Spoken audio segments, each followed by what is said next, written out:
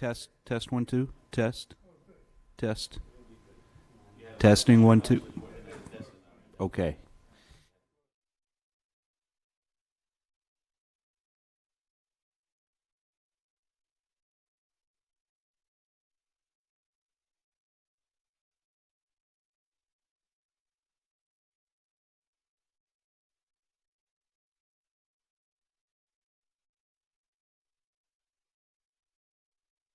Test. Okay.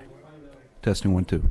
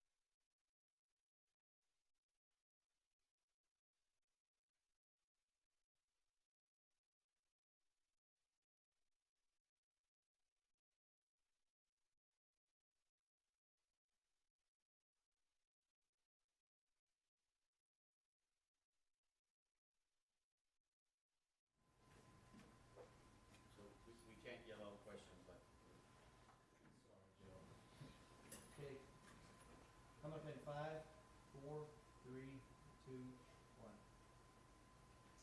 Good evening. I would like to welcome all of you to tonight's public interviews for the town of Ashland's next chief of police. The police chief position is one of the most critical and visible positions in government, not just in Ashland, but in every city and town in the United States. For Ashland, the position is a unique opportunity, as we have several vacancies within the department. Excuse me, Michael, would you press the button on your mic? Is it lit up? Now it's, yeah. Is it good now? Yes. Okay. Thank you. That's weird. Good evening. I would like to welcome all of you to tonight's public interviews for the town of Ashland's next chief of police. The police chief position is one of the most critical and visible positions in government, not just in Ashland, but in every city and town in the United States. For Ashland, the position is a unique opportunity, as we have several vacancies in the department, and more importantly, we are moving into a brand new facility this coming year.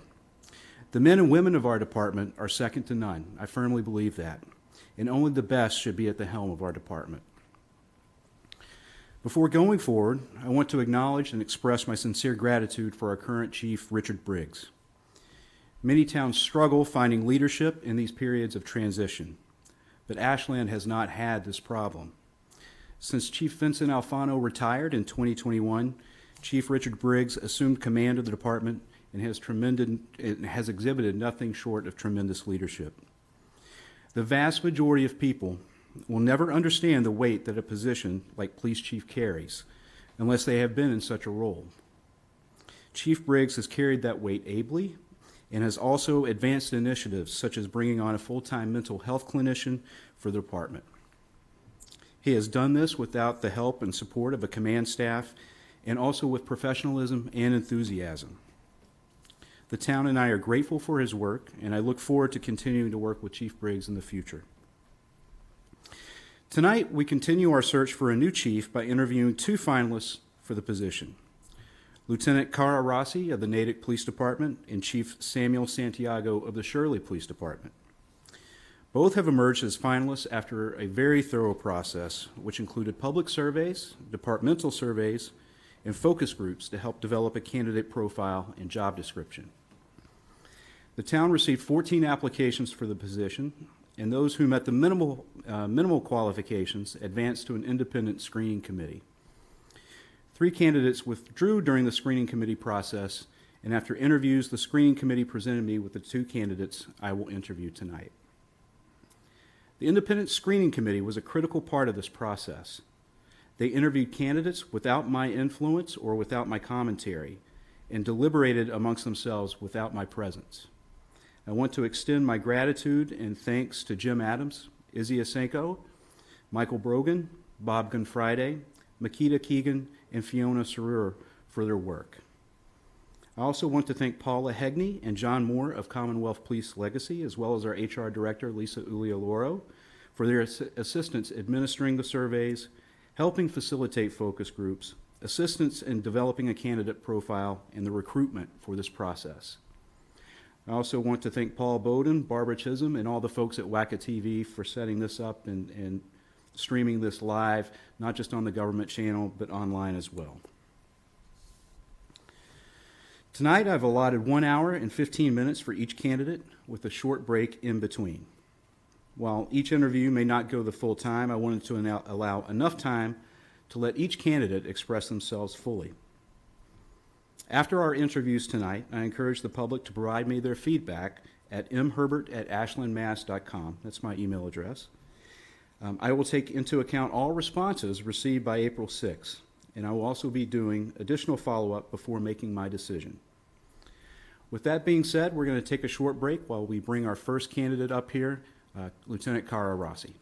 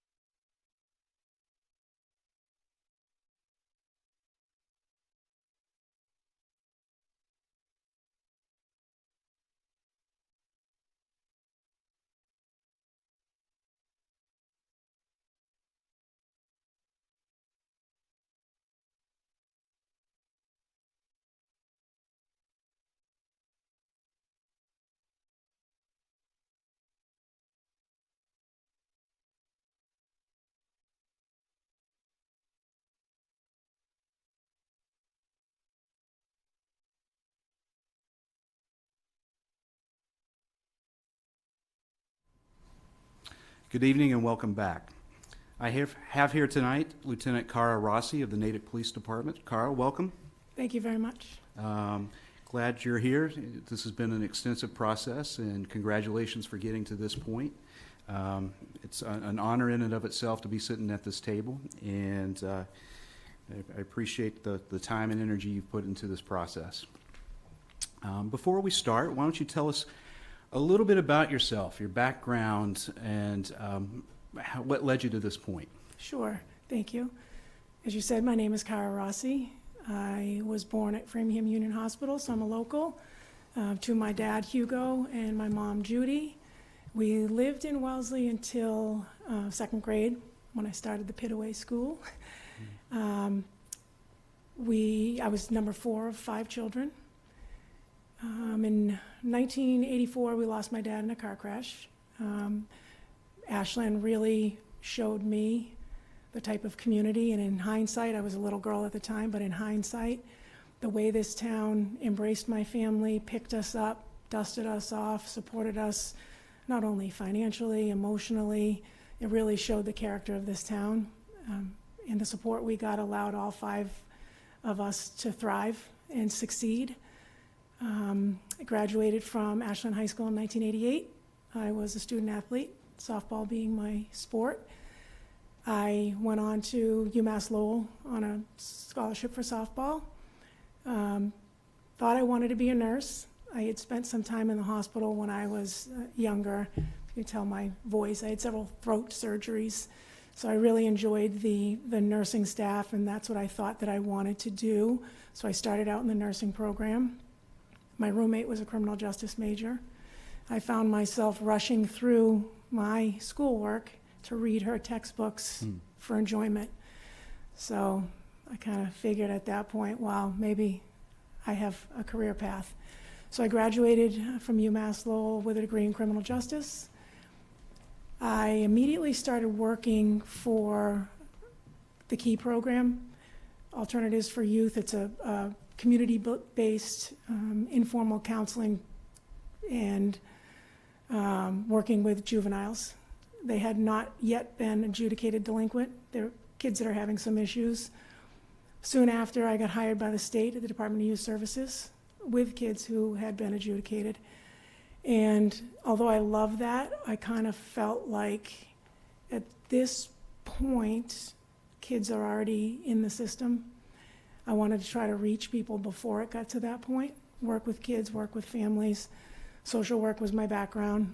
It's kind of what I've brought to my professional life now as a police officer as well. So I had taken the civil service exam several years prior. I got postcards from Natick and from Ashland at the same time. Although I was a resident of Ashland, I've lived here, as I said, for about 44 years. Natick called first. I applied to both. Natick called first. I had to go, where it was a sure thing. I believe everything happens for a reason. I've had a wonderful experience in Natick. I've learned a lot. It's a larger community. I've had the opportunity for training that I probably would not have gotten elsewhere because of sites like the Natick Mall, the Natick Army Labs. I've had a whole host of training I've been lucky enough to receive. I've been there 28 years. I'm currently part of the command staff. I'm a lieutenant in the rank structure in Natick. That's as far as you can go before chief. There's nothing higher. I've been a lieutenant for about 11 years. My greatest accomplishment in my life, my 2 daughters. I have a next month 23-year-old Erica. She's graduated from college, Manhattan College last year. She's living in New York City pursuing her passion, which is theater.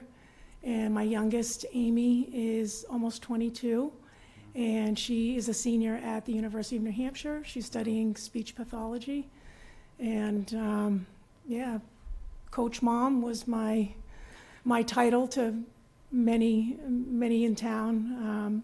You'd be hard pressed to find a girl between the ages of 19 and 23 that I hadn't coached if they played softball. So that's what I did with my spare time for the last decade and a half. I'm just really happy to be sitting here, Mike. Sure. Absolutely. Thank you. So that's a little bit about your background. What I would like to know is, what is your motivation applying for the police chief position here in Ashland? So I've had the opportunity over the last several years to apply for different chief positions. I never have. I've often gotten questioned, are you going to put in for that job? Are you going to apply? It's never been something that I even thought of. This is where I want to be a police chief. I'm not just looking to be a police chief. I want to come home to my hometown and build on the solid foundation that's been laid here in town. There's a remarkable group of men and women who serve the town as police officers. I'd like to be the leader that brings them forward to the next step, the next level. So I applied here because this is the job that I want. Okay.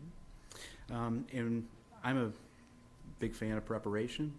What have you done to prepare yourself for this interview or this process? It was kind of a lengthy process, but how did you get yourself ready? I think the biggest factor affecting my preparedness and my readiness is that I just graduated from the FBI National Academy. Congratulations. Thank you. I applied in 2015 and my application was accepted, so that tells you how long it takes. I just recently, in the last couple of weeks, came back from a 3-month stay in Quantico. Being surrounded by police leaders from not only all over the United States, but all over the world. There were 266 of us, 33 international students. Hearing the perspectives and hearing how other parts of the country do things, number one, proved to me that we're on the cutting edge here, particularly in Massachusetts. We do things right. I read a lot.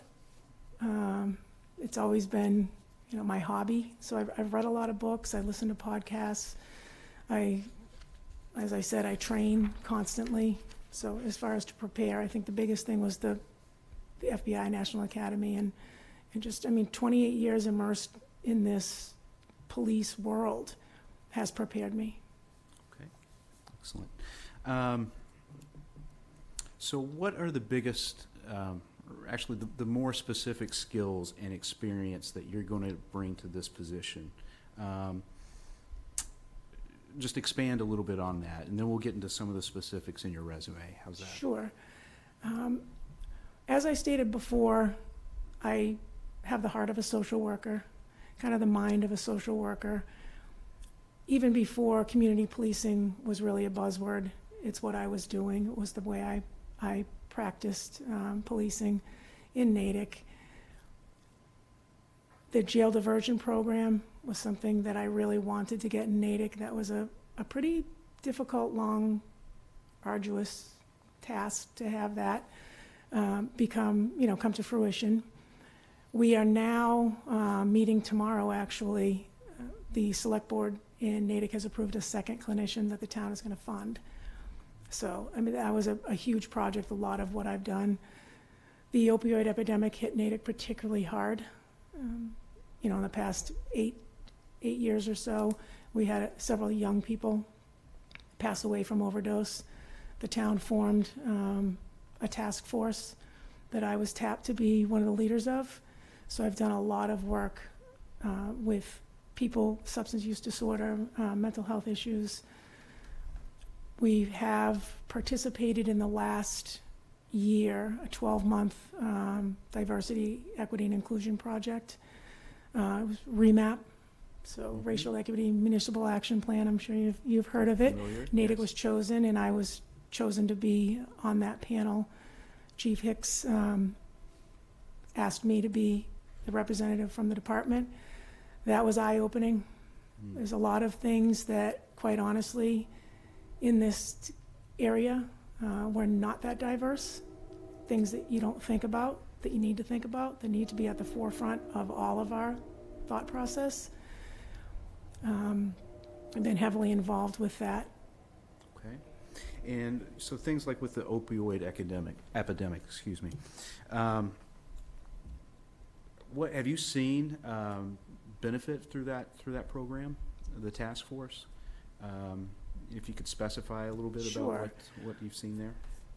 Particularly in areas such as Natick or Ashland, there's always been a stigma attached to substance use disorder. I mean, even in the language that we use, it's very important, words matter. And, you know, there were times when you'd hear people use derogatory terms discussing someone with substance use disorder. To take away the stigma and to normalize and have conversations, everything is built on conversation and relationships, and to develop relationships with all the service providers in the area, to bring them on board with the police department. There's a lot of services available, but just knowing what services are available, getting parents comfortable with accepting help, particularly for, you know, the youth, to let people know if they're suffering from substance use disorder, it doesn't make them less of a human being. You know, to humanize someone suffering. It's easy to look at someone, you know, you think your stereotypical person suffering is going to be, you know, your homeless person you see on the street. That's not necessarily the case at all. We have a lot of people in this community who need assistance, that are suffering, that go on and lead, you know, quasi-normal lives, but they're suffering, you know, deep down, and it's responsibility of the police department. It's become the responsibility of the police department because we are open 24/7. We're the ones that are going to be there after business hours. So I've done a lot of work with that. I've done a lot of work with the homeless community, although you think, you know, a community like Natick, you won't have homeless, you'd be surprised. People find themselves, you know, one paycheck away from, you know, not being able to pay bills, losing housing, trying to decide whether or not they're going to pay their rent or get gas to go to work. So I've established a housing voucher, a homeless voucher. So I paired up with different hotels in the area and got a stipend through the Natick Affordable Housing Trust. And people that find themselves homeless, even if it's just for a few days, we have respite shelter available with services, continuing with the service providers that I've developed the relationships with. Okay. And just going back to the opioid epidemic and mental health issues is something very important to me and dear to me. How do you measure success with that? How do you, you know, how can you tell if the programs that you're implementing and things that you're doing is actually working and creating the desired effect that you want? So obviously, one death from overdose is too many. We cannot measure success based on, because we're dealing with human beings with really serious issues. So it's not counting, you know, everyone's always looking for data. And something like this is not really quantifiable, other than having a parent make a phone call and saying, my teenager is struggling, can you send an officer over to help? Seeing the officers embrace carrying Narcan, being comfortable in situations where, you know, there's been an overdose and they've got a pamphlet so they can leave it with the family on, once they come out of this immediate crisis, what's the next step? To have those steps in place, to give the people suffering and their loved ones hope for the future. I go out with a team from Justice Resource Institute in Framingham, and we do post-overdose follow-up. So we'll go within 24 to 48 hours, that critical window when someone's probably most willing to accept help after an overdose. And we try and meet them where they're at, first of all, because as you know, you can't force someone or it's not going to work. We meet them where they're at. We start sometimes with peer counselors, up until including we have beds available. If someone's interested in going immediately into rehab, we can facilitate that as well. Okay.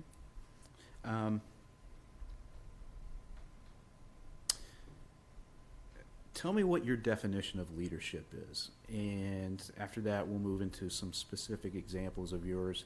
We're covering a lot about community leadership, but also interdepartmental leadership. But first, why don't you just give me a general sense of your style and your philosophy? So I like to believe I lead by example. Um, I think that any good leader knows that the people you're leading don't care what you know until they know that you care. So they want to know that they're cared about. They want to know that you're not going to be behind them, you're going to be in front of them, that you're not going to ask them to do anything that you haven't done or wouldn't be willing to do yourself. I think that's an effective leader. Again, I'm going to harp on communication because I truly believe that any solid relationship is built on two-way communication, and that trust that's built when you're able to communicate. That's how I've always been. I have an open door policy. There's a joke at the station that I need one of those deli counters outside of my office because I think people feel comfortable coming to me. You know, whether it's an issue they're having, a question, I would never make someone feel less than because they have a question. There's no dumb question. You know, if you have a question, you're better off getting an answer. So I think I lead by example, and I lead with an open door policy. Okay. Do you have some experiences where you've had to lead specific teams and exactly how you've done that? Or actually another question, I'll start off with this first. Are there any opportunities where you missed being a leader? And in hindsight, you're like, oh, I could have taken the initiative there or something to that effect? Sure. I'm going to go all the way back to my patrol sergeant days, my beginning leadership, which I truly believe the mid-level management, the patrol supervisor, is the most critical point of management in an organization and leadership. They're the people that are with the boots on the ground every day. If there's going to be one of those headline issues, the frontline supervisors are going to be the one that could make or break whether or not we become the next Minneapolis. So I really believe we need to concentrate on the mid-level management. And I remember back being a brand new sergeant, being a little bit unsure of myself. It was my first foray into being a supervisor and a leader. And we had a situation where, we were unsure of, should we make the arrest? Should we try to get help? And we went with the arrest route, and it's always kind of bothered me because I was a young person, and I've always wondered if having that arrest record may have negatively impacted the rest of their life when we could have handled it in a different way, and it would have been up to me as the sergeant to make a different decision. Okay. You touched a little bit on communication, and there's obviously communication to the public, communication within the department, and communication with me. And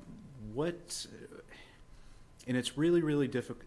It's a fine line, and sometimes it's intuitive, and sometimes it can be learned, like when to bring your supervisor into the loop. What's your thoughts on that? How do you work with the chief, and how do you know when to bring him into the loop or not? So for a long time, when the first year of being a part of the command staff, I was so trained in a paramilitary type organization to look for approval or get permission. And he finally sat me down, and I think Chief Hicks, he's a fantastic leader. He sat me down, he said, I wouldn't have you in this position if I didn't trust you to make the right decisions. You only have to ask me if it's something you're not sure of. If not, just make the decision. I'm going to back you. As long as you make the decision for the right reasons, I'm going to back you. And that's the message. I was operations commander for about a decade. So I was in charge of the sergeants and the patrol officers. And we would have quarterly staff meetings. And I'd always say the same things to the sergeants. I'm empowering you to make the decisions. You don't need to call me. You don't need to ask me. You're in that position because you earned it, because you deserve to be there. Make a decision. As long as you make a decision, even if you make a mistake, and it's, an honest mistake, and it's not a mistake that's made with ill intent, you're going to have support. Make a decision. Okay. What about your communication style interdepartmentally? It sounded like you have almost like an open door policy, but is that your general philosophy, or And do you have specific instances where that has worked or hasn't worked for you? So in the busy day-to-day, trying to get everything done, a lot of us rely a lot on email. So I email a lot. However, there are certain things that cannot and should not be done via email. It needs communication face-to-face. It needs eye contact. It needs, to be able to read body language, because a lot can be misconstrued in an email. So if I have an important message to relay, I'll invite someone into the office and sit down and have a conversation. Again,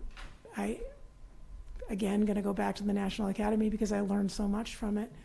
We had to do an assessment, the DISC assessment. I'm sure you're familiar with it. Yes. It's just right behind the Myers-Briggs. Yes. But I did learn why certain reactions to certain emails or certain conversations, in hindsight, you learn who, there are certain supervisors I can think of off the top of my head that I can send a curt email to without a greeting and just, I need this done, please get it done by the end of the day, send it, and they're fine. Others, I would need to say, hi, please look at this, and I really need it done by the end of the day. I appreciate your thoroughness. Have a wonderful day. You just learn your audience, who you're communicating with and how to communicate effectively with them. Okay. And what about with the public? I see that, you're currently serving as the spokesperson, public information officer. How is your communication style with the public? And then I have a follow-up question after that. Sure. I've been the public information officer for a long time. You get to know very quickly because it's easy to make a mistake. You get to know, what are the standard answers, what is too much information, what's not enough information, to balance that fine line of giving the public, being transparent, because transparency is so key, it's building the trust in the community, giving enough so it lets people feel like transparency is happening. They know what's going on. They need to know what's going on. We're a public department. We work for the public. But not giving away too much so that it'll compromise an investigation or, it's a fine line. As far as communicating with the public, I'm often do public speaking in town, different groups with schools, with various segments of the population. And it's something that I was initially not comfortable with, quite honestly. But I was sort of forced into the role. And now, believe it or not, it may not, hopefully it's coming across tonight, but it's something I'm very comfortable with. I believe communication and my communication skills are one of my greatest skills. And certainly communicating with other members of the department and with the public is critical as a leader. Okay. How do you feel about social media and its use as a communication tool? It can always be a double-edged sword, but what have been your experiences with it? And have you found a certain way or a methodology that works best with social media? So it's important to get information out as quickly and as efficiently as possible. Social media is a great tool for that. It's also great for building relationships with the community. You have to be aware that not everyone is on social media. I know many people in my life personally that just have no use for it. They won't go on. So you have to find other ways of communicating. But it is an effective, quick way of communicating. You have to be careful because anyone, anywhere can make a comment based on untruths and try to make it into fact. Really? Yes, believe it or not, that happens. Never experienced that. So you have to understand, you have to develop very thick skin with social media. It is what it is. Yeah, that's It's a necessary evil. Yeah, it's a good way to sum it up. It is what it is. I'm going to ask you a little bit more of an insightful question here. So when you reflect on your career so far, what's the biggest mistake that you've made, and what have you learned from it? Wow. I've made a lot over almost 3 decades, but Well, nobody's perfect, right? yeah. So I am a very emotional person. I care very deeply. It's probably one of my greatest strengths, but also one of my greatest weaknesses. It's difficult for me to not wear my heart on my sleeve. It's difficult for me to have a game face. You know, I tend to show emotion, and that has not worked for me on occasion. I've gotten much better. My skin has gotten much thicker, particularly in the last few years, out of necessity, quite honestly. So I think my biggest mistake would be showing emotion. Okay, fair enough. What's your concept of teamwork, especially within the department? And can you give me some examples where you've built teams, specific teams, intradepartmentally to tackle specific challenges or tasks? Sure. The school resource officers, Okay. they have been under my purview, since I became a lieutenant. There's been some pushback in the public. Some people don't want officers in schools, some people do. So the team I've built with the school resource officers, we meet often, we communicate daily. They are empowered, again, to make their schedules, but I'm linked to their calendars, so I know where they are. I know, what they're doing on a daily basis. But that team is really strong in Natick. I'm really proud of the work that they do and the way they've overcome some of the issues we've had with pushback. So that's one team that I'm really proud of, and that's all built on mutual trust, communication, and solid relationship. Okay. When you say well, first of all, how many school resource officers do you have? We have 3 full-time. 3 full-time? And how many schools are you covering?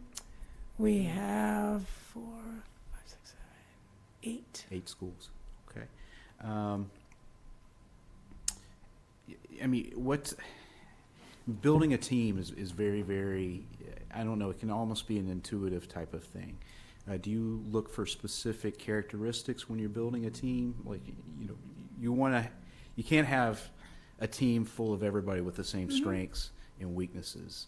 How do you go about making those judgments and putting a team together? So I'm going to go back to my athletic days and my days as both an athlete and a coach. There's room for everyone on a team. There really is. Everyone brings a different skill set. It's a matter of, as a leader of a team, putting the round peg in the round hole. You have to know where people fit. There's definitely a need in policing for officers who want to do law enforcement.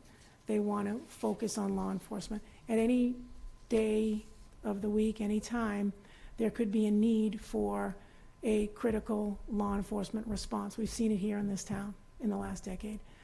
You need to be prepared for that. So you have to have someone or several people where that's their niche. And everyone needs to be trained to the level where they can handle a situation like that, but there are some that are going to focus on that. And then you have others who have interests more in the community policing aspect.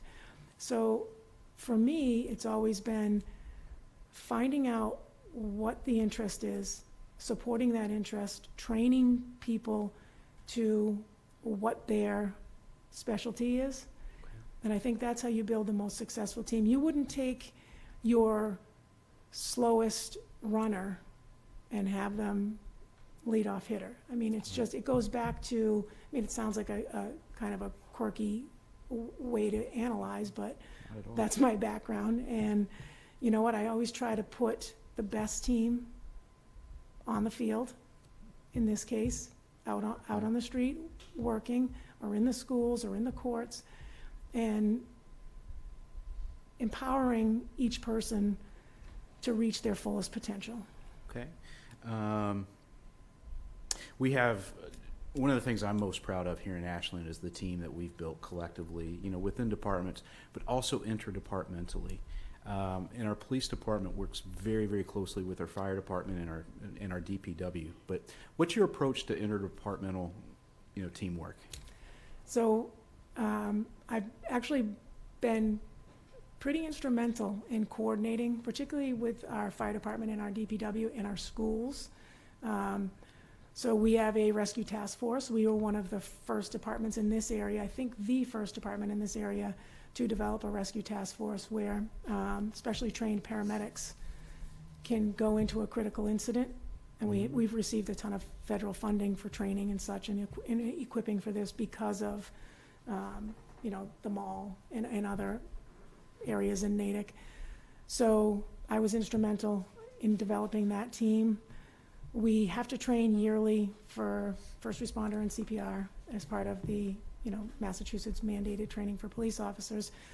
So it was actually me several years ago that said to Chief Hicks, why don't we get the firefighters who are trained to teach CPR to teach us?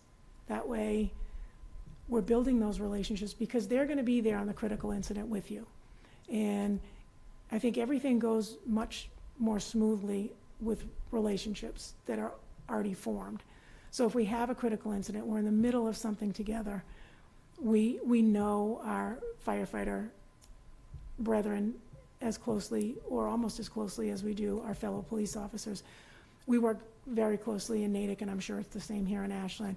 The DPW, I like to call them the silent arm of public safety. They're always there.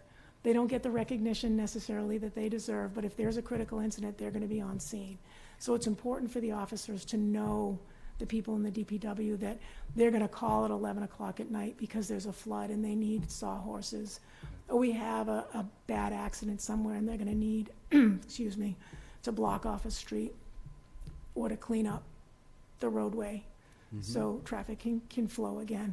These are the relationships that you have to build. And I think what the success I've seen doing that in Natick probably already exists here, and it's just for me to build on when I come here as chief. Okay. We've talked a little bit about your general background and your general philosophies and your general styles, but we'll hone in a little bit on some more Ashland-specific stuff. So what do you know about the Ashland Police Department?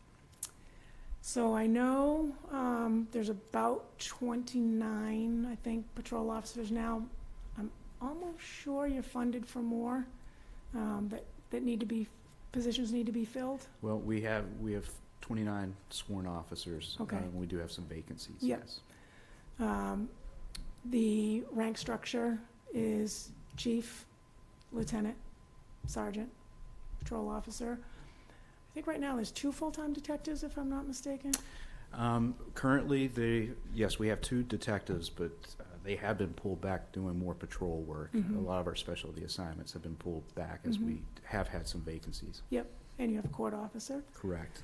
I know anywhere you go, traffic is the #1 concern of the general public. It seems to be the case here, yes. It affects everybody. Yes. So I'm in charge of traffic in Natick, so you can imagine that's compounded by the size. So Right. if Ashland Police get 10 calls a day for traffic complaints, we probably get 50 in Natick.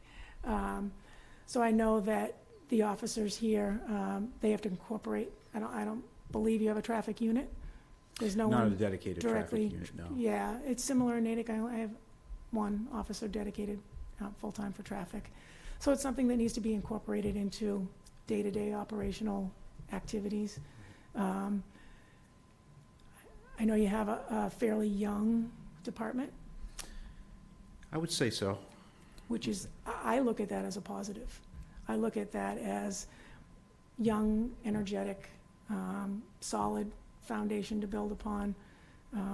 I know that the Ashland Police Department and the men and women have a very strong reputation throughout the community. They're well-trained. They keep Ashland safe.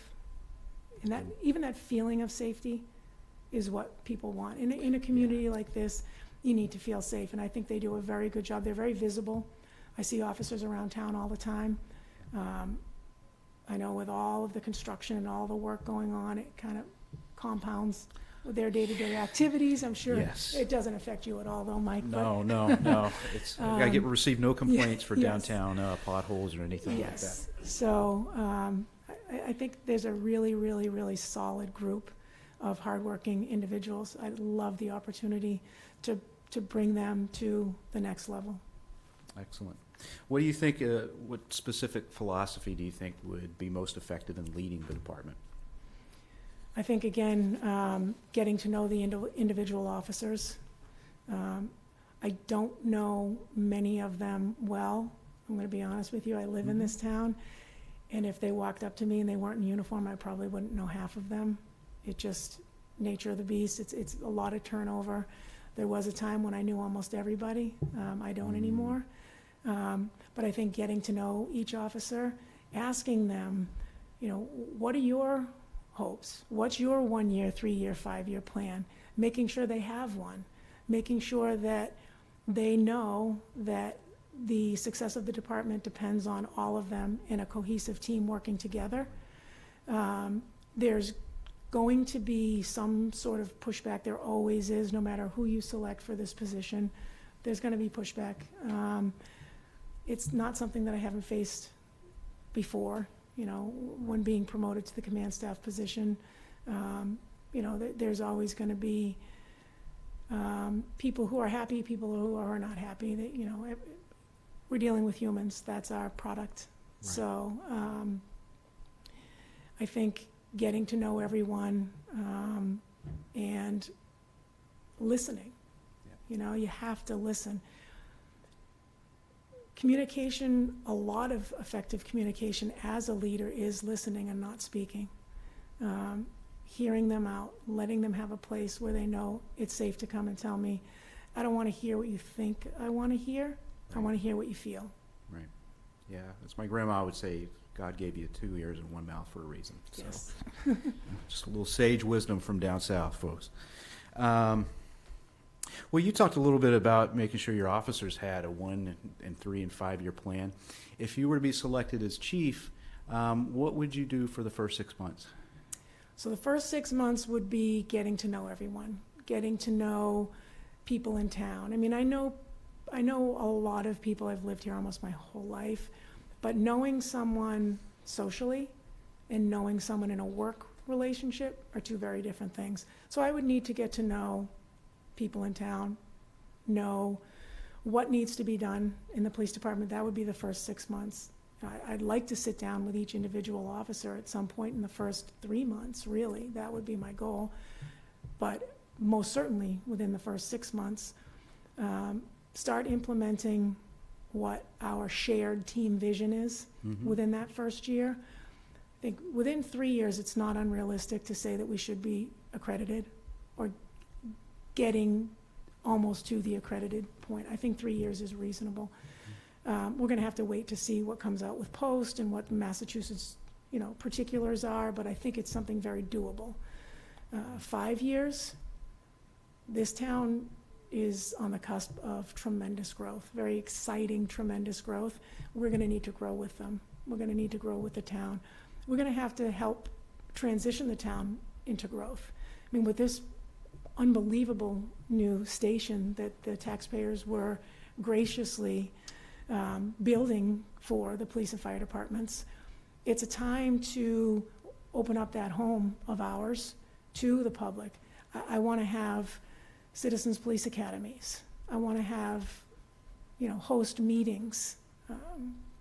You know, I'm sure, I haven't seen the specific layouts, I've seen them online, but, you know, I'm sure there's a community room. There is. Have, you know, if the Girl Scouts want to come in and have their meeting there, that's something that could happen.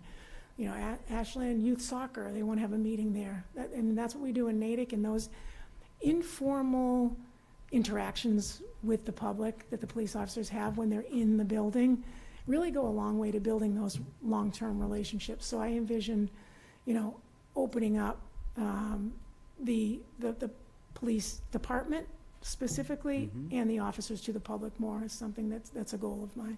Okay. Speaking of moving into a new building, have you ever had to transition, organize a transition into a new space? Maybe not a new building, but just a new wing or something to that effect? Yeah, actually, the police department in Natick, We started out, when I first began in 94, and everyone's doing the math, I'm 51. When I started in 94, we were in the old station. It was antiquated, dilapidated, much like Oh, yeah. It's what we're familiar. dealing with here. The women didn't have a locker room, same type situation. We went from there. During the build, we had to go to Speen Street. The Army Labs were kind enough to allow us to use a facility on Speen Street in Natick. And then we moved into our home that we have now. And I was actually pregnant with my oldest at that point and was assisting Chief Mannix at the time with a lot of that. You know, as being pregnant, I obviously couldn't work patrol, and I was a patrol officer. So having that experience and seeing what went into that, it's something that I'm familiar with. Okay. Yeah, that's, it's a rare opportunity sometimes to manage or go through one of those transitions, and It's exciting, though. it is exciting, and I'm glad you mentioned the taxpayers, and, I can't express my appreciation enough for getting this new building. Likewise. It's a tremendous facility. What does community policing mean to you? Everybody talks about community policing, and, I guess there are different definitions of that, but what does it mean to you? Well, I could go back and quote Sir Robert Peel, but I won't bore you with that. To me, community policing is having the officers be a part of the community. We are a part of the community. We need the public to feel comfortable. We need to be transparent. That is, we've seen what happens when police departments aren't transparent. Not necessarily locally, but more nationally. We've seen issues with that. If police officers don't have relationships within the community, that's when bad things can happen.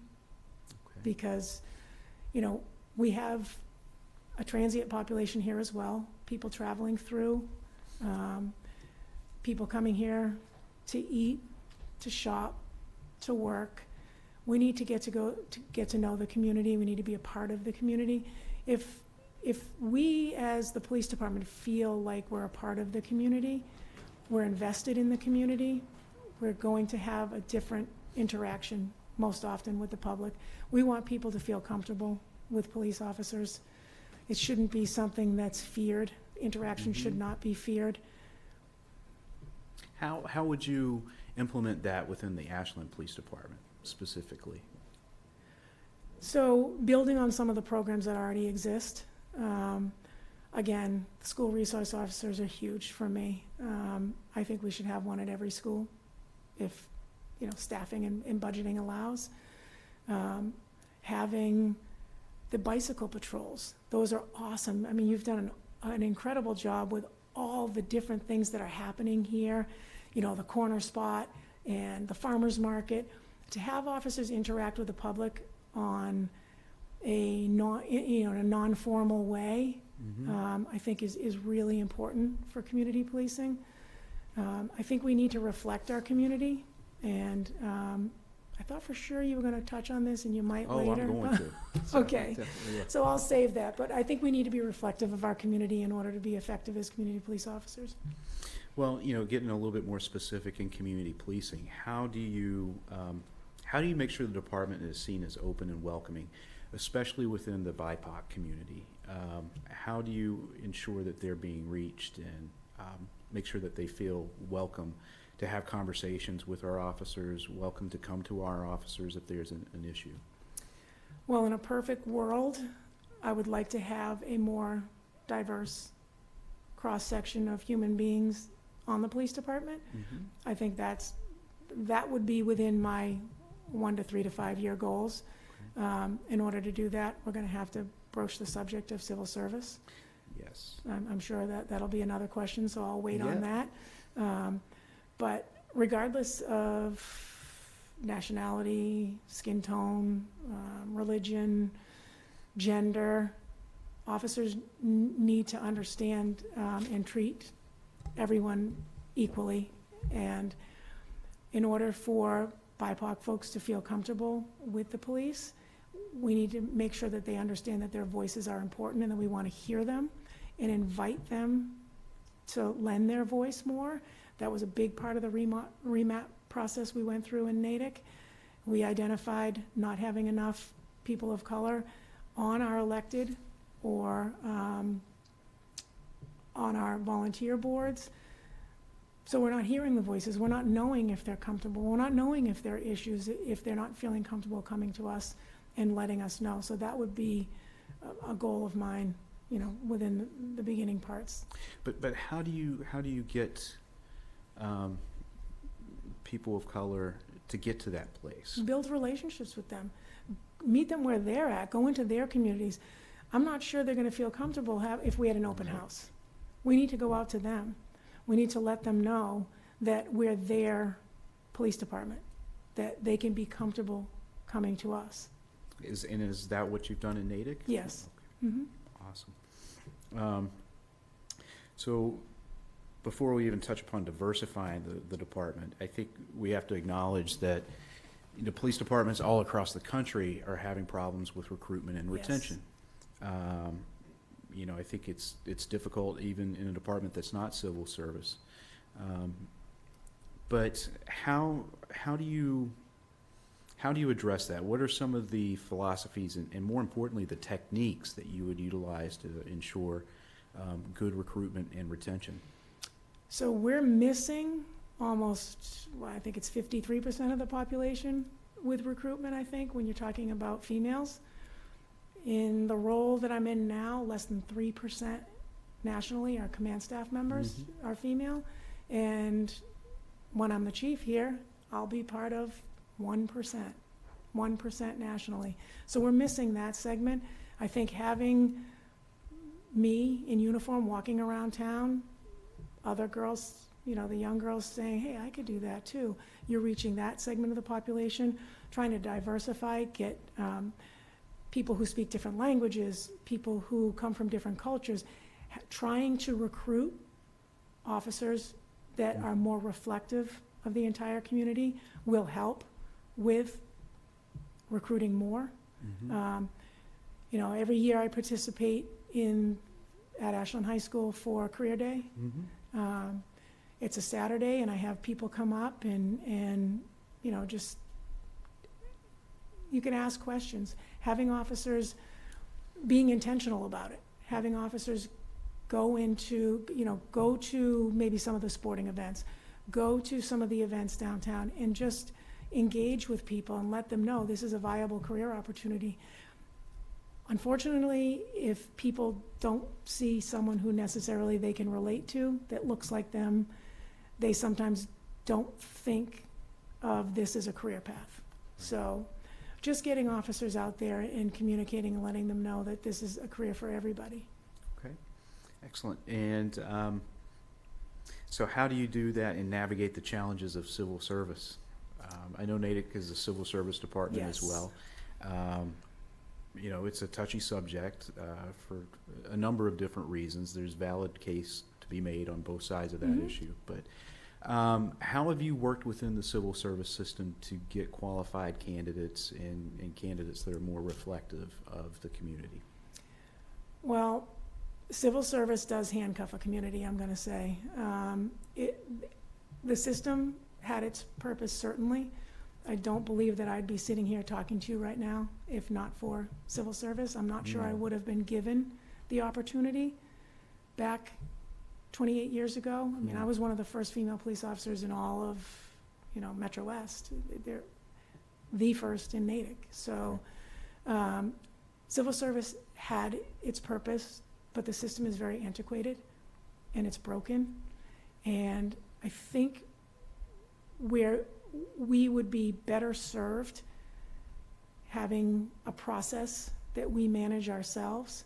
We can assure, and I can assure you that we've done so in Natick. So our promotional, not our initial hire process, that's still civil service, but for promotional process, we obviously negotiated contractual negotiations, and I've been part of the E-Board for the superior officers for the last 17 years. So I've walked that tightrope of being on both sides, being part of administration and also being part of the union E-Board. But with effective communication, I think that we can bridge that gap. Civil service, is not going to allow us in its current form, where residency is, put someone at the top of the list, or, there's different ways that it limits our candidate pool. I'm not really even certain that the test isn't skewed to certain people, just the basic testing. So I think if we can fairly negotiate a way out of civil service, I don't think the men and women of the police department would have a real problem with that. Well, I think, especially looking at recruitment and especially some of the retention and the vacancy issues, I think it certainly opens up the conversation a little bit more. Let me just understand a little bit. So your promotional opportunity is negotiated.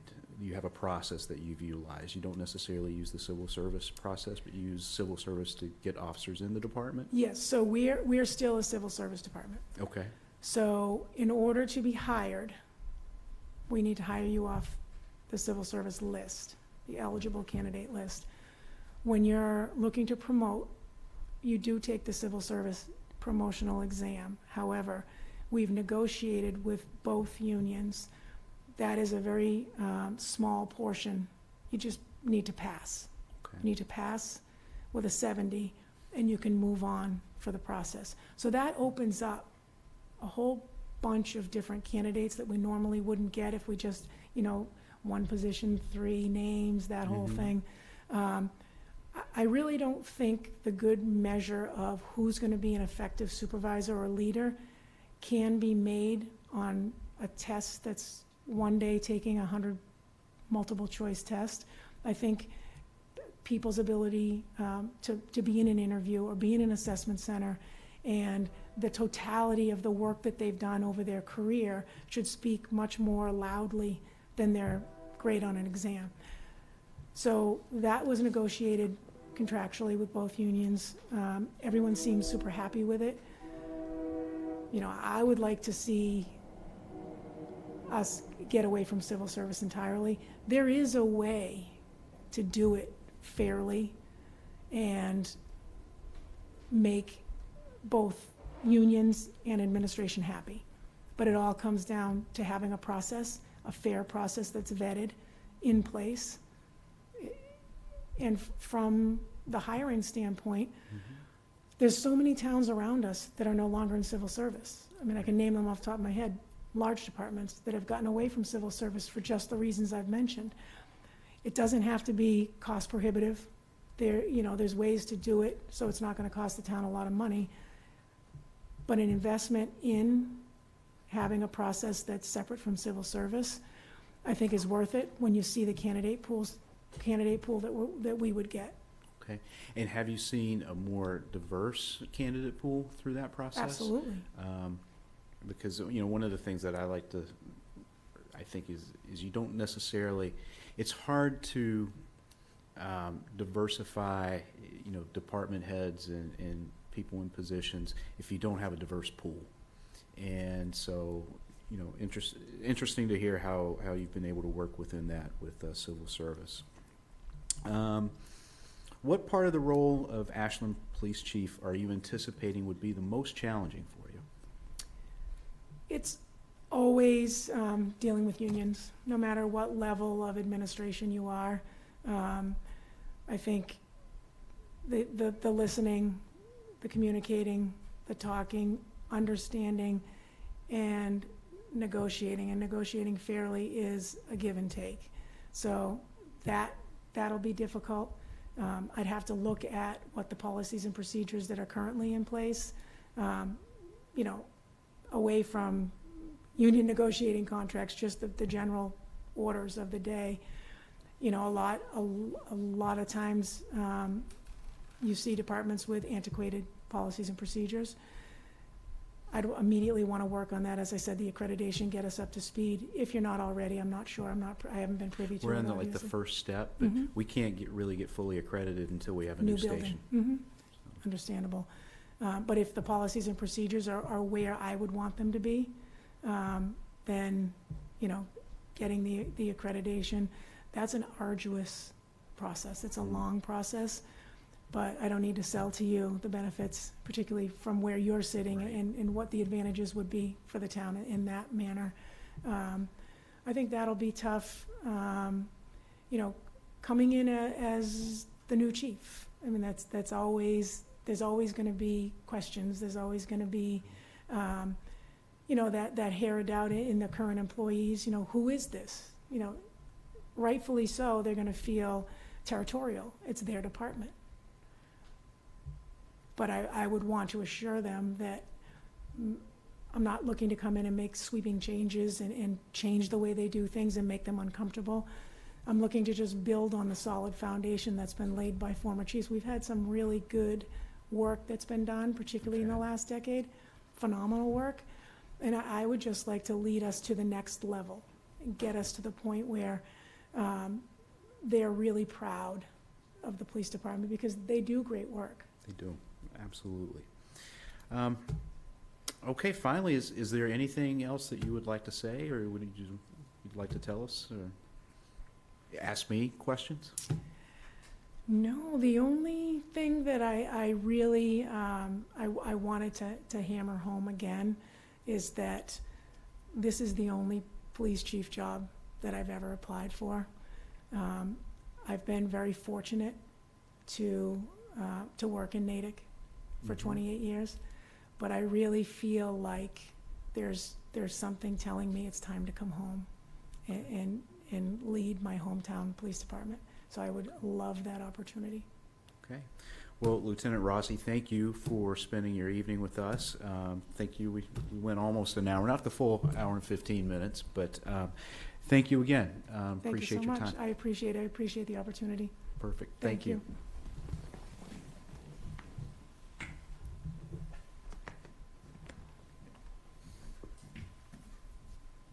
And we'll take a break until our next candidate comes in at 7:15.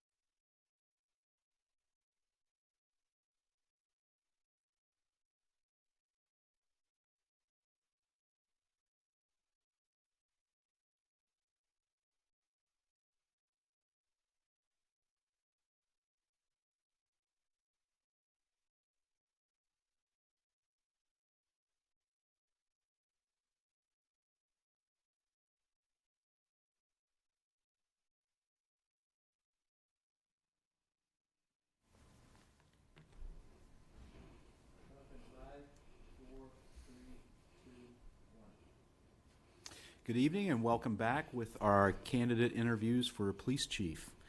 With me here right now is Chief Samuel Santiago of the Shirley Police Department. Chief, thank you for coming. Thank you for having me here.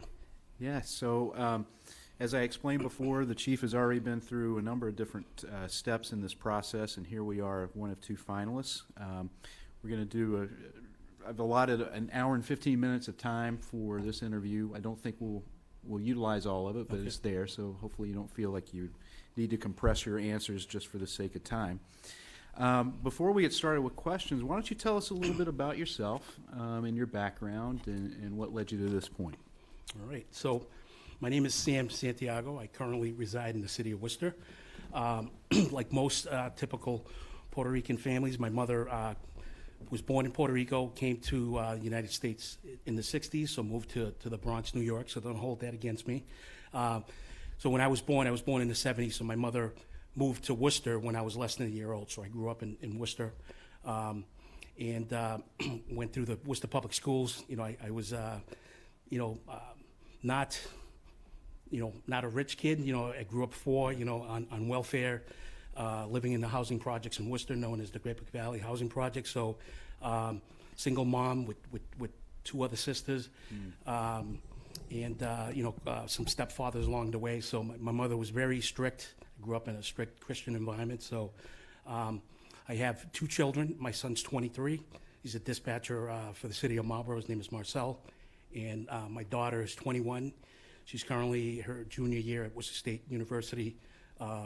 She's going through her degree for business administration. So I reside in Worcester with my fiance of 12 years. She's got a daughter from previous marriage who's 22 and is a student at Simmons University.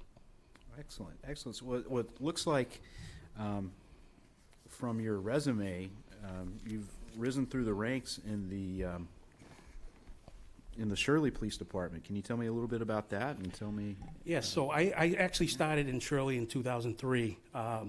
Unbeknownst to me, when I applied there, the chief of police at the time, Paul Thibodeau, who hired me, was actually the classmate of my uncle. I didn't know that. My uncle was a housing police officer in Worcester, both academy classmates. So that was my connection to that department.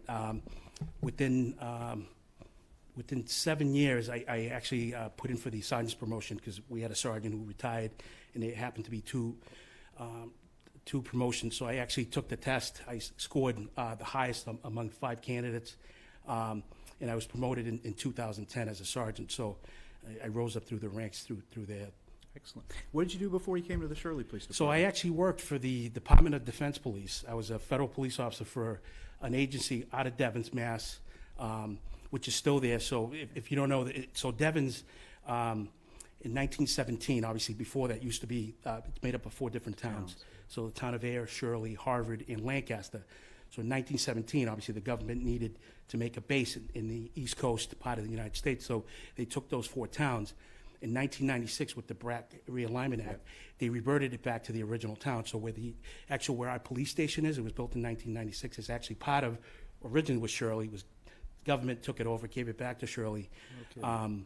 So I worked for the Department of Defense Police, what's left of the military property there. So I worked there for 4 years, and that's how I got to know some of the Shirley guys right next door. Okay, that sounds very interesting. What have you done specifically to prepare for this interview? So basically my whole career in the last 5+ years as being chief. We're a small department, population Shirley 74, 31. My department, I have 11 full-time officers and 3 part-timers for a staff of 14, and then I have 3 civilian staff. My admin assistant, I have a desk clerk, and I have an animal control officer. So, the budget's really small, so it's $1.2 million budget. So I think I've managed the budget well, and the resources that we have, limited resources, basically to accomplish what we need to do. Okay. What was your motivation in applying for this chief of police position? So I actually, I'm a member of the Mass Municipal Association, so I saw it posted there, and just talking to colleagues going through, your networking, they said, hey, the town of Ashland's hiring, you'd be a perfect fit for that community. It's a little bigger than Shirley, but it's not too big that it's going to overwhelm you. And the department's a little bigger than Shirley, but it's not a 100-man department, a 100-man and women department, right?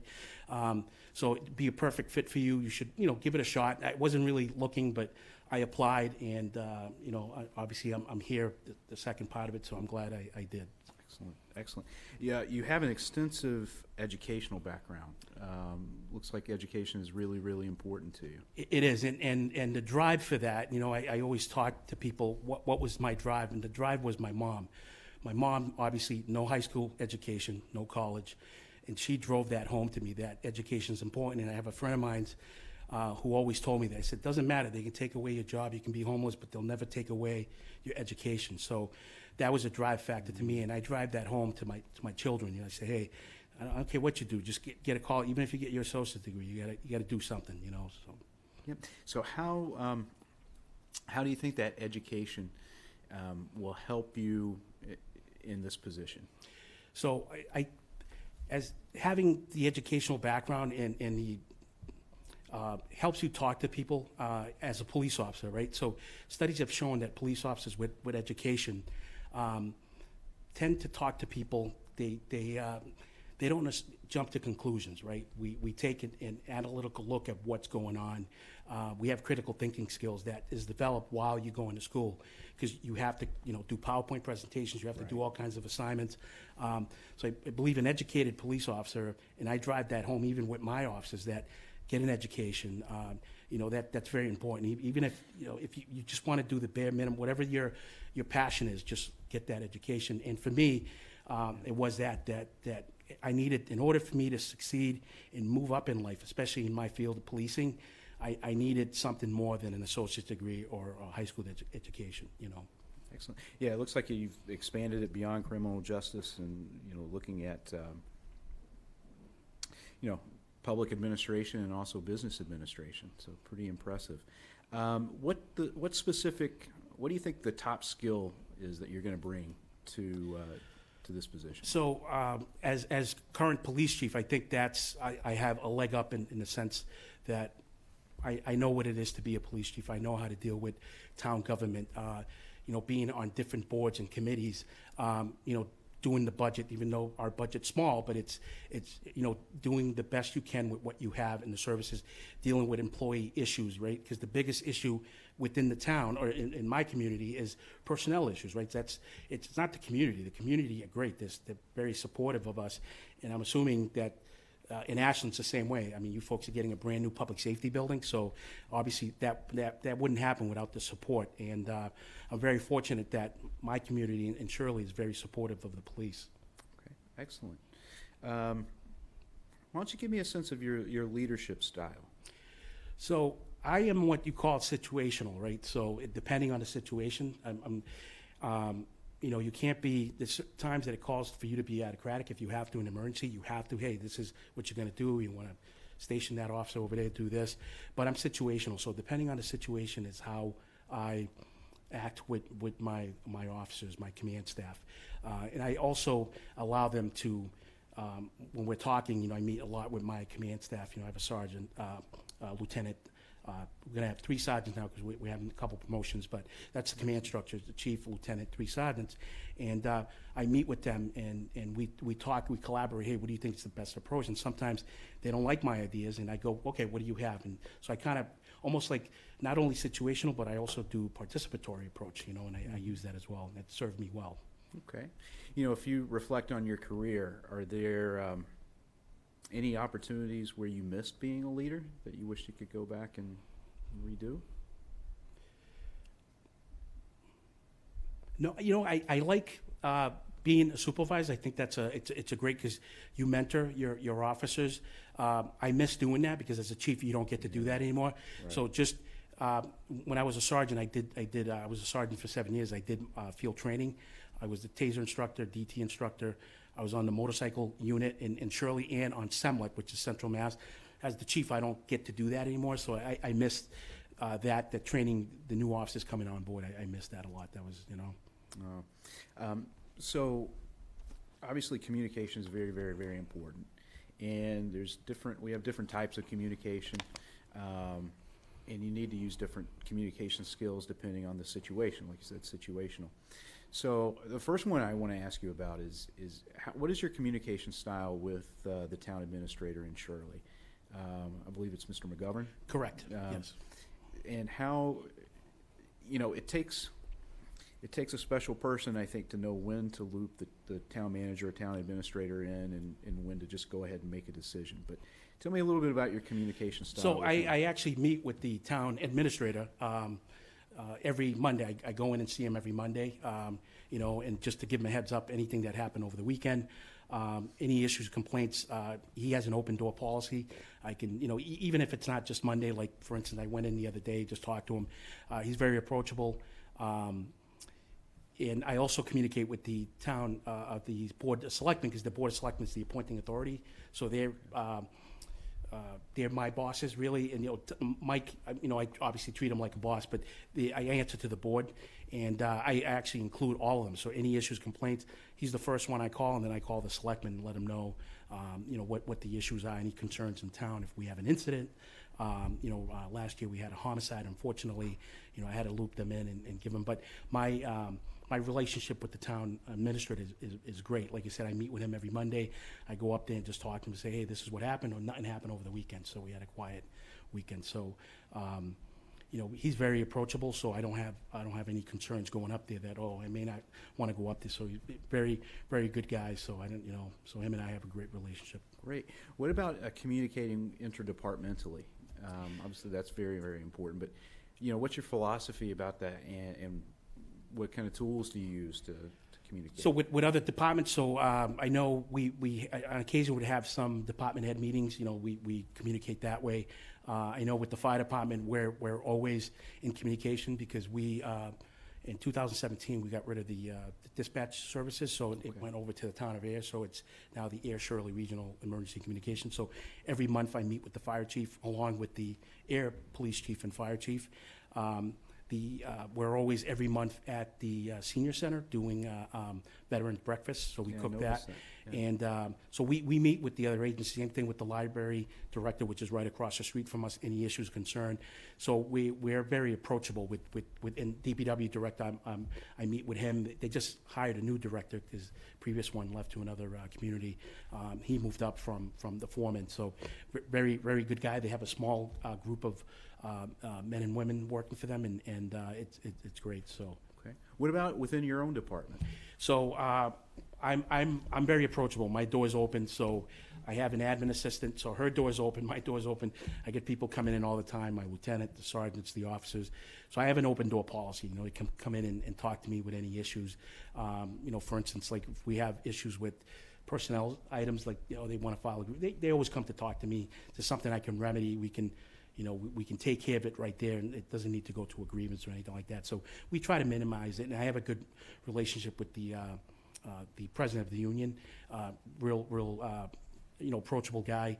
He talks to me. We get to talk. We're like, okay, can we avoid this from going forward? And he's great doing that, and we'll work something out. If there's an interpretation in the contract that I may interpret it a certain way, or the union. So we try to communicate.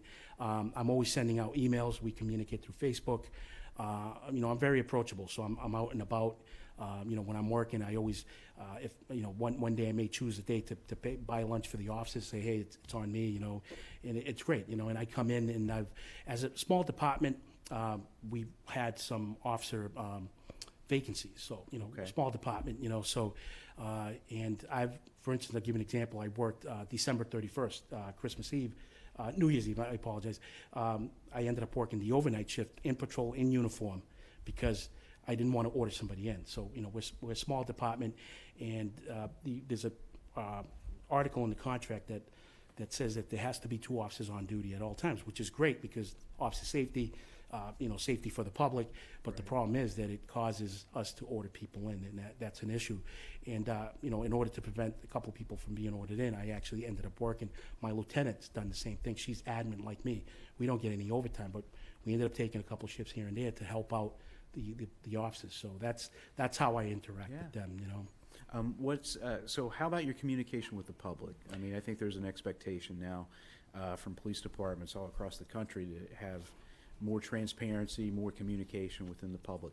What, how do you approach that? What kind of tools do you use? So obviously, if you go into the 6 pillars of 21st century policing, one of them is technology and social media. So we use that a lot. If somebody needs to file a complaint, we have a form online. They can talk to me. My email is readily available. My contact information is readily available. You can call the station, get me anytime. Citizens come in all the time, and I tell my desk clerk, no, bring them right in. What's the issue? And I try to talk to them and find out what the issue is. I'm always out there, grabbing coffee at the local coffee shop in town. I'm always attending the selectmen's meeting. Even at town meeting, I always go. One thing that my former boss told me, who hired me almost 20 years ago, he passed away 2.5 years ago, Paul Thibodeau, was you always go to town meeting, even if there isn't anything on the warrant article for your department. It's just your presence there matters. So I took that to heart. In the last 5+ years, I go to town meeting, even if there isn't nothing on the warrant article. Yeah. Like, for example, this year, coming up in May, there's nothing for the police department on the warrant article, but I'm going to attend town meeting. Yeah, so sometimes we've needed police presence at town meeting. So, excellent. So I'm going to ask you a little bit of an off question. When you reflect on your career, what has been the mistake that you learned the most from? I think that question, I think, was asked of me. I think one of the things was, as a new supervisor, you tend to hold people more accountable than you should. Instead of taking a step back and finding out what happened. I think learning from that and growing into that I'm not that way anymore as a chief. I try to find out what the root cause of the problem is instead of jumping to conclusions. And I think as a new sergeant, you tend to do that and try to hold people accountable, which is your job as a supervisor, but find out why first. And I think that was one of the mistakes early on when I was a new sergeant, which I've come, obviously, going through training, supervisor leadership, that there's a right way of being a sergeant and not hammering an officer all the time because they did something. Take a step back. Is there an issue there that we need to address? Okay, awesome. So let me know about your concept of teamwork and how you get your department to work as a team. What's your style? What are some of the things you use? So I think they collectively come together without even me asking. I mean, the officers are very good about participating in a lot of stuff that we do. And we have officers that will go out to the school, and they did a reading day. The principal asked him, he went over there. He didn't even put in for overtime. He just did it on his own because he wanted to go. So they on their own. But I mean, I think if I ask the officers to do something, they will do it. And at no cost or whatever. They say, hey, we'll come in and do it. For example, we had an officer, one of our officers just passed away of pancreatic cancer, and we're attending his funeral, his wake tomorrow, all of us, and my lieutenant put it out, everybody's going to be there. They're not receiving any special pay or anything like that. They're just doing it because they want to be there, support for the family. So I think I'm lucky in that respect that I don't have to, try to get, people's buy-in. I think they do it. We ask them, and they're like, yep, whatever the chief wants, the lieutenant wants, they're going to get. So I think I'm lucky on that respect, Okay. Yeah, sometimes, building a team can be almost an intuitive process. You got to make sure that you've got all your strengths covered and all your weaknesses balanced. So I'll just elaborate further. So just one of my sergeants approached me about doing the outer carries. I'm not sure if the Ashland police officers carry it. So basically what it does, it takes the weight off your duty belt and it puts everything on your vest. I wasn't a big fan of it because I'm more traditional, having the uniform look. I'm the chief, so I'm not going to wear it. But one of the sergeants, I say, hey, listen, do me a favor. The academic side of me wants you to do research in it. Don't just tell me that's what you need. And he did. He did a good job, put a presentation together, sold it to me and the lieutenant. I liked it, and the particular one wasn't very, I didn't want the SWAT look. I'm like, we don't want that. We want to be approachable. So he got a nice one from a company out of AAA police uniform. It's great. I actually love it. So now we have 2, 3, I think 4 or 5 officers now that are going to be wearing it, and it takes the load off. And he showed me as to the reason why. Like, health benefits wise, it takes the weight off, and obviously you want let off. You don't want to put an officer out on 111F, you know, Right. but it takes the weight off, so it basically puts all the equipment on the vest itself, which was nice that he did that, and I Right. approved it. So, you know. Yeah, we've got a couple of officers that utilize that just for that specific reason. What about departmental or your teamwork with different departments? I mean, we have in Ashland, we have a great police and fire and DPW. We've just got a great overall team here, but our police and fire and DPW work exceptionally close together and exceptionally well. You touched upon it a little bit before. How do you manage situations when you go out on calls and things of that nature? So, like I said, we have a great relationship with the fire department, DPW. Any issues, concerns, we have each other's numbers. Even some of the like the fire chief, they allow some of our officers to contact them if there's any issues. That way they don't, they'll let me know, hey, I contacted the fire chief, DPW, for any issues or concerns. We get a rainy day with the trees falling all over the place because, Shirley is, we have a lot of open space, not a lot of businesses, so we have a lot of trees and things hit all over the road, gets chaotic. So, we, like you said, I meet with them constantly, and we collaborate on any issues, concerns that we should collectively take care of, so that way it doesn't become an issue. So, in that respect, I have a great relationship, not only with internally, but also even the local surrounding police departments. So I'm very fortunate to have that relationship. Okay. Tell me a little bit about some of your community programs that you have. I've noticed you've got a pizza with the police. Yeah, so that was great. So we ended up actually we didn't have enough pizzas, but luckily we did it in the pizza shop, so they were able to because they also have to do their they have to do their regular business and as well as but it was a great event that we had. I know we were trying to do the ice cream with a cop one day, but we couldn't. But we do coffee with the cop all the time, which is great. And I know I was trying to institute coffee with the chief, so folks can come in. But we wanted to do it at the station instead of at Dunkin' Donuts. We have a Dunkin' Donuts in town. It's a great event, so I love doing those because we get the officers coming in and talking to residents, and it they talk to us not about politics or any issues, just they want to talk to us. Want to talk to us about I love cars, motorcycles, so you want to talk to me about I got a classic truck, an 86 C10. You want to talk to me about that. But they also come to talk to us about some issues, concerns they may have. Just like any community, I'm sure, same thing in Ashland. Number one quality of life issue is speeding vehicles. We get that all the time. That, Right. As a matter of fact, we just created, and I was appointed on Monday for the Traffic Advisory Committee. So we have a group of 10. So it's police, myself, the police chief. We have a gentleman who is a police officer. Next town over, he's an attorney. Who's on the and we have 8 out of the residents that are going to be part of this traffic advisory planning board, a member from the Board of Selectmen, to kind of mitigate the issues that we have in town, especially with truck traffic and stuff. Yeah, we have a similar thing. It's called the Roadway Traffic Safety Committee, and it's really beneficial to take care of some issues. I think we've got a couple members actually in the audience tonight. So, just going back to some of these programs that you've implemented. Have you seen measurable benefits? It's hard to explain what those would be, but how do you measure success?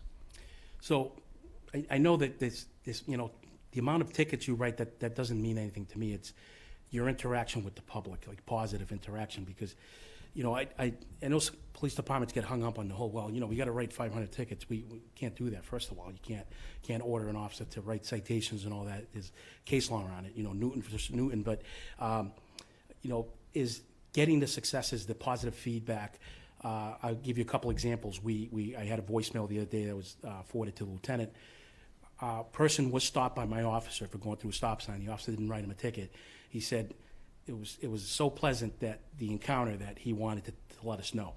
And then I have another resident who sent me an email saying the same thing. The officer stopped him. He could have wrote him, and he ended up giving him a written warning. And so those are the things that I measure our performance and outcome, not by the number of tickets or arrests we do, because that could be somebody having a bad day one day. Okay, so you have 200 arrests a year, but what's that mean?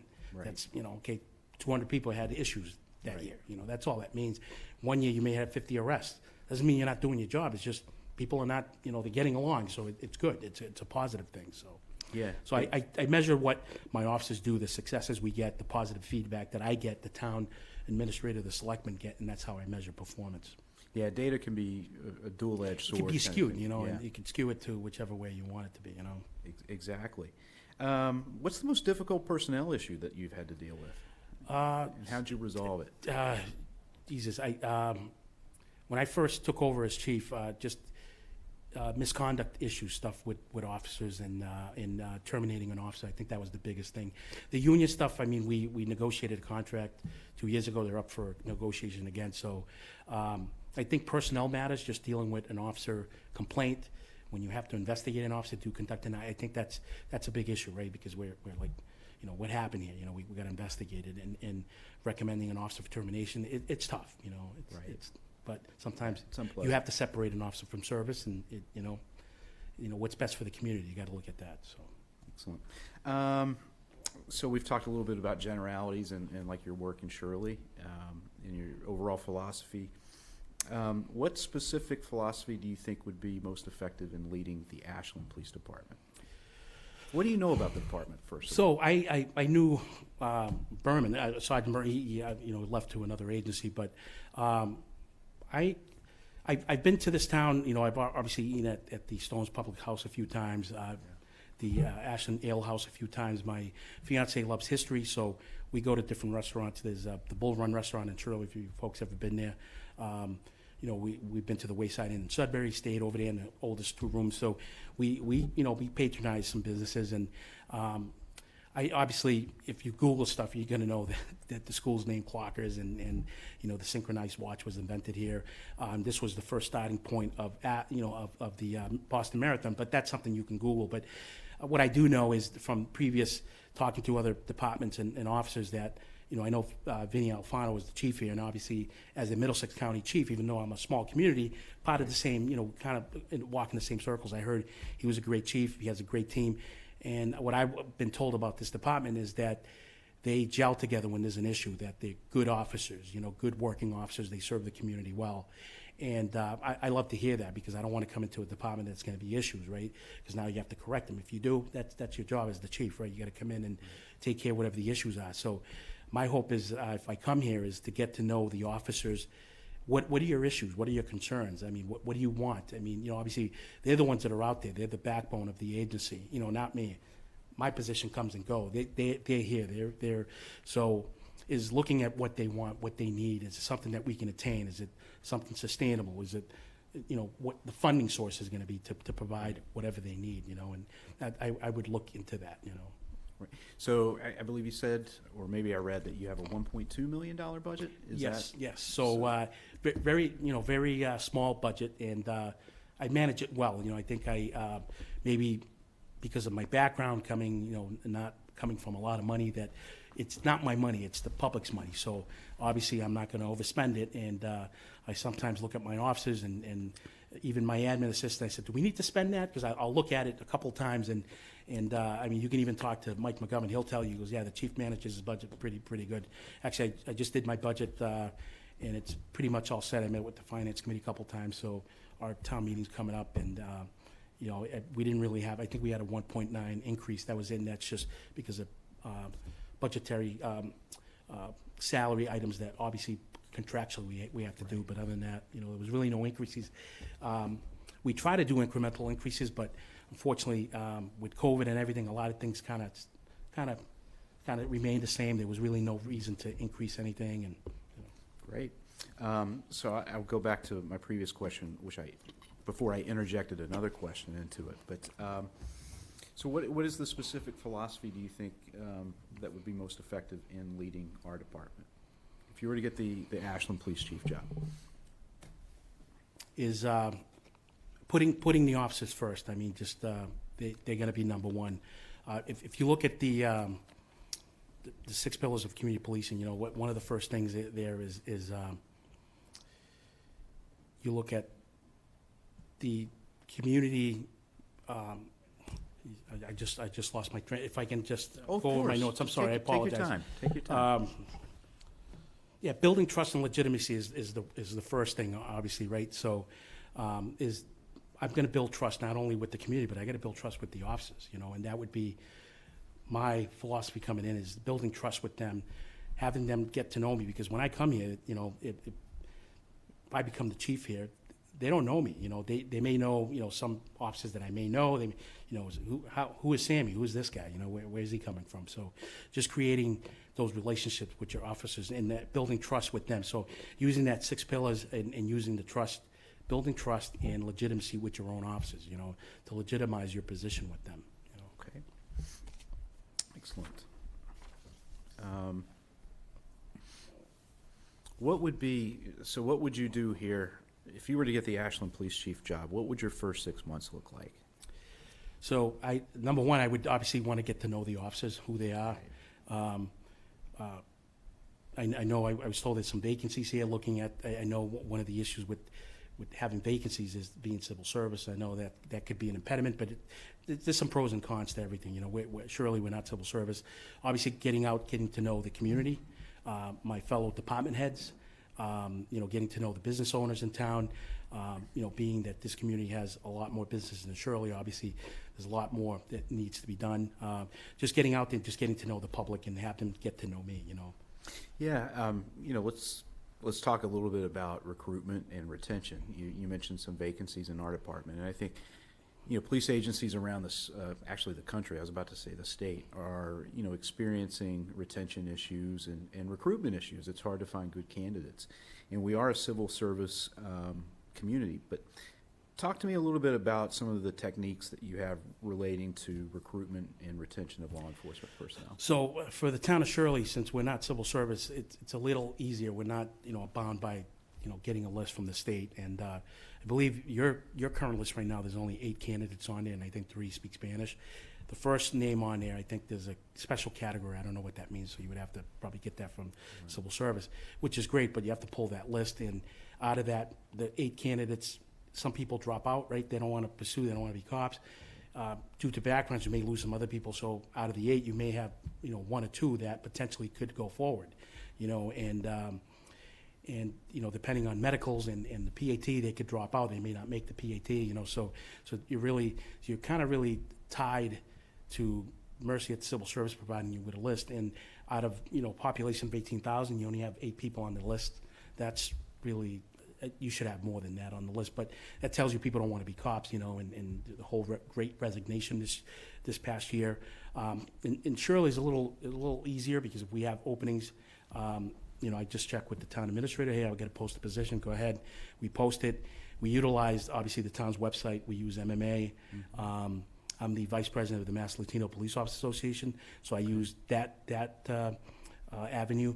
I'm also a member of NOBLE, which is National Organization of Black Law Enforcement Executives. So I use their avenue to get candidates, as well as MALI, which is the Mass Association of Women Law Enforcement Officers. So I sent out to those. They have platforms, social media platforms, and we get the information out there to recruit people. And I've done a very good job of recruiting. I have a very diverse department for being a small department of 14. I think more than 50% of my department is diverse.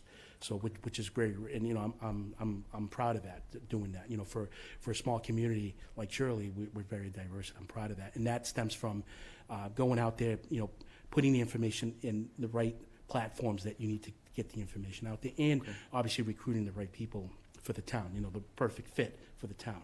Yeah. Do you? I mean, in addition to just placing, ads, do you actively go out there and try to?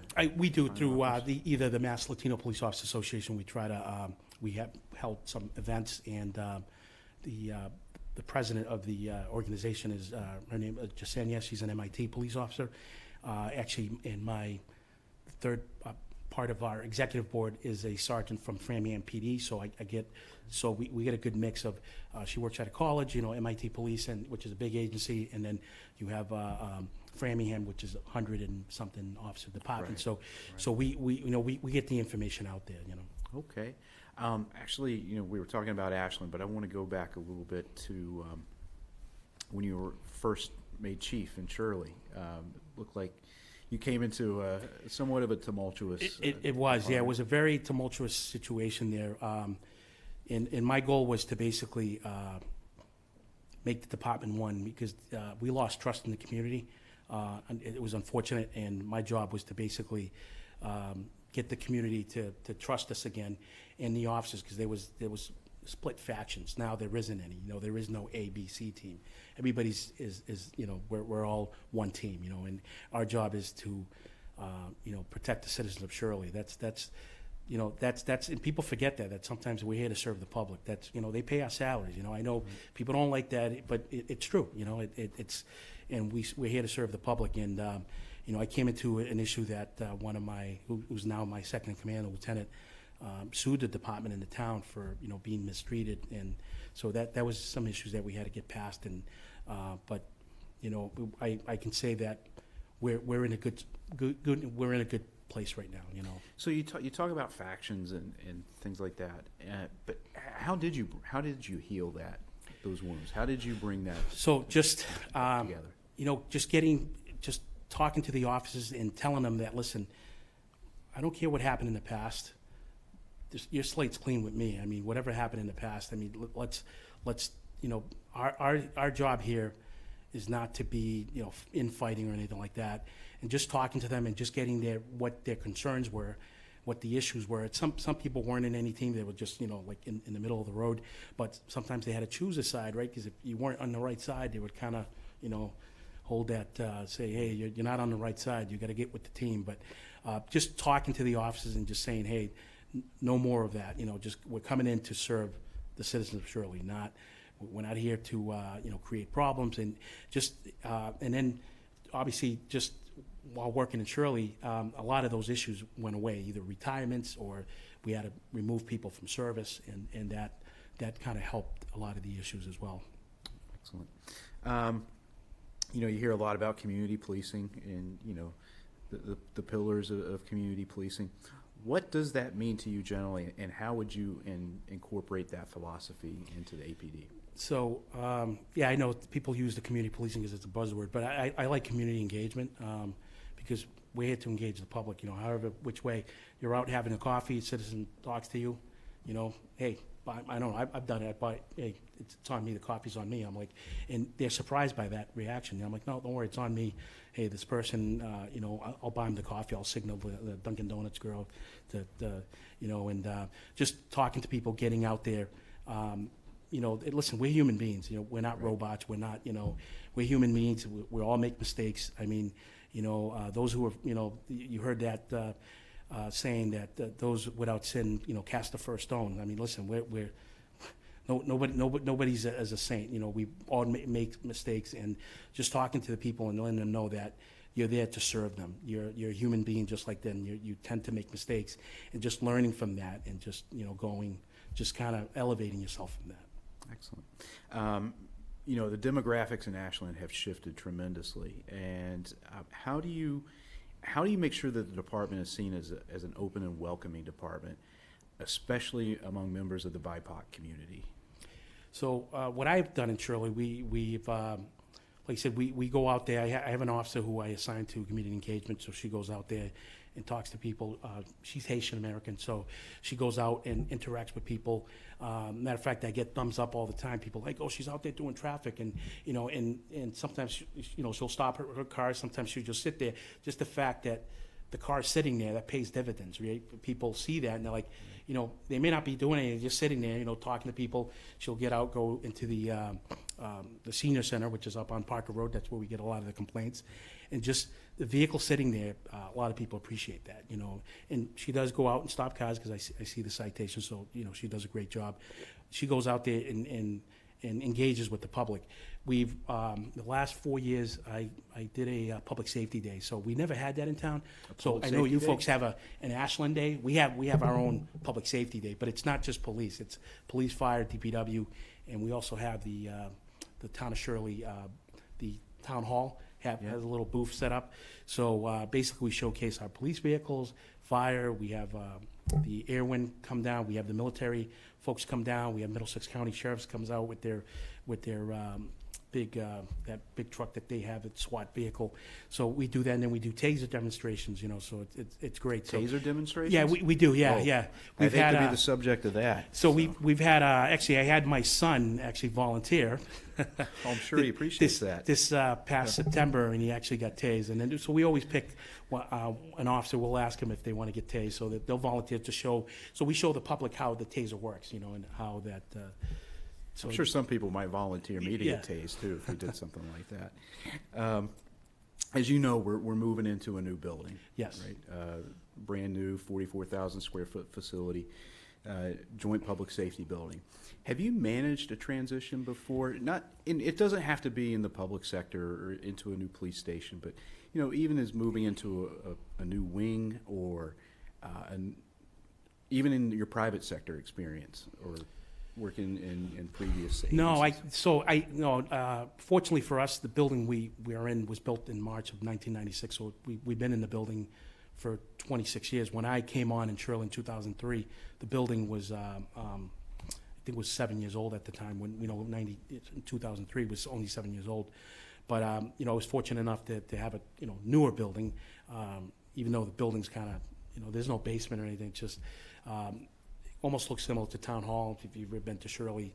And so basically, they call it Government Center. So you have the Shirley Police Department, the town offices, the library, and then the schools across the street, because we still have the original Town Hall, which is known as Town Hall. The offices next door are town offices, so people don't know that. So Town Hall is still there. They use it for private functions and events and stuff. But no, I have not had any experience, either public or private means, transitioning a department from one location to another one, so I have no experience in that. Okay. Well, Chief, now's your opportunity to tell us anything else you'd like to let us know about you and your experience. So, I'm grateful for this opportunity for me to move on. What I can say is that what you see is what you get with me. I mean, obviously my first order of business would be to get to know the officers of the department, to see what their needs are, and obviously what the public needs. Looking into diversifying the department, that would be a goal of mine. And maybe, I know in the chief's profile, I saw that they were talking about, at least talking about getting rid of civil service. And like I mentioned before, for me, it's been easy to diversify the department because I don't have the, I've talked to chiefs, big departments that say, yeah, I wish we can get rid of civil service, but for political reasons we can't, But, maybe that's something we can work on here, would be the next step in making sure that the department is reflective of your community, and not, so, because if you get officers that are different-minded, different races and all that, it makes the department a lot better. It makes that community, you grow, because it makes you smarter. It just, overall, you're going to add that influence of that many of the BIPOC population, right? Being a person of color, and I've been fortunate enough to do that as a Hispanic, Latino police chief, I'm very proud of that. So I was able to do that, and if I may, I believe I'm the only Latino police chief in Middlesex County and Central Mass, so I'm very proud of that. So, Awesome. Well, Chief Santiago, definitely appreciate the conversation. Appreciate you coming here. Thank you. For those of you that are watching, I am accepting comments and feedback based on the interviews tonight by April 6th. If you can get your comments to me at mherbert@ashlandmass.com, I would appreciate it very much. So, Chief Santiago, thank you again. Thank you. And that concludes our interviews for tonight. Thank you.